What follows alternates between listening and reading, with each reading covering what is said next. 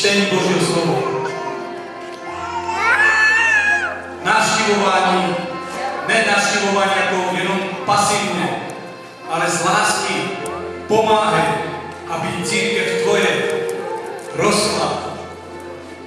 Když nejsi na skupince, věř mi, že tam chybíš. Já ti to říkám jménem Ježíše. Nejsi na shromáždění, věř mi, že chybíš. Možná mě ani tak moc nechybí, mě samozřejmě, ale Ježíši na tom místě chybíš určitě. Proto dáme pozor. Když chceš na skupinku přijít radosti až požehnání jména Ježíše. To máme hledat. To je náš život, proč tady žijeme a ještě nejsme v nebi. Haleluja. Můžeme chválit Ježíše.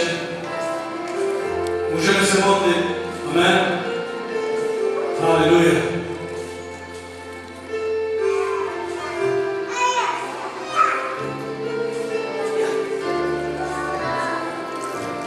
Jestliže pastor David pomohl člověku, kterého vůbec neznal,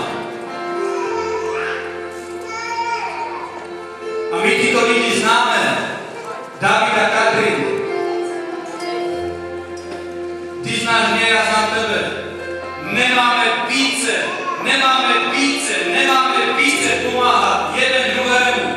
Amen.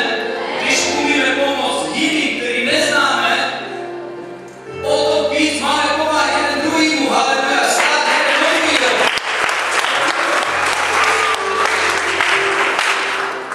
Haleluja. Budeme se modlit, amen?